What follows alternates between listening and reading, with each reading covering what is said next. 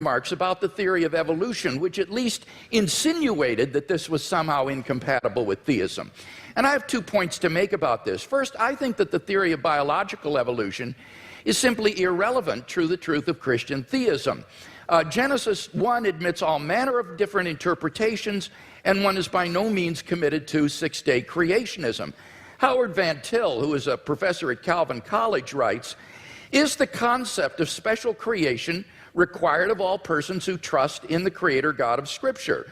Most Christians in my acquaintance who are engaged with either scientific or biblical scholarship have concluded that the special creationist picture of the world's formation is not a necessary component of Christian belief.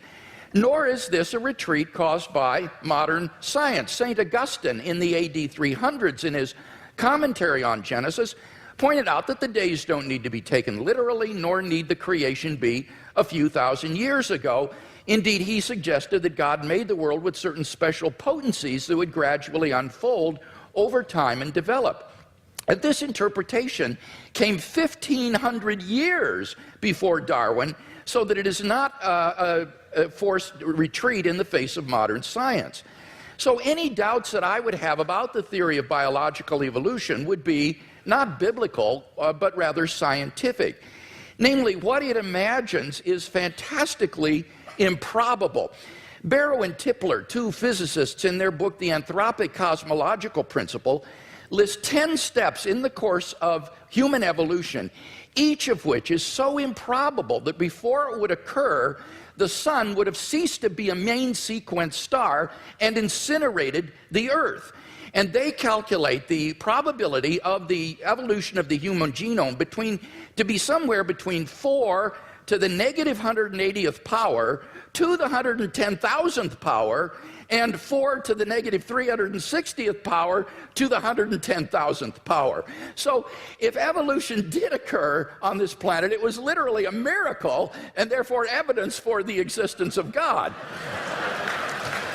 So I don't think this is an argument for atheism, quite the contrary. It really provides good grounds for thinking that God superintended the process of biological development.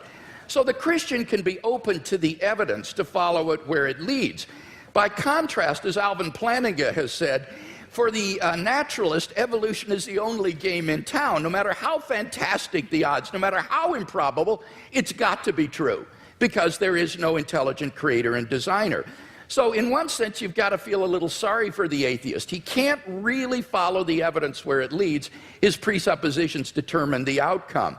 By contrast, if there is a fine-tuner and creator of the universe, then already in the initial conditions of the Big Bang, you have an elaborately designed universe that permits the evolution and existence of intelligent life.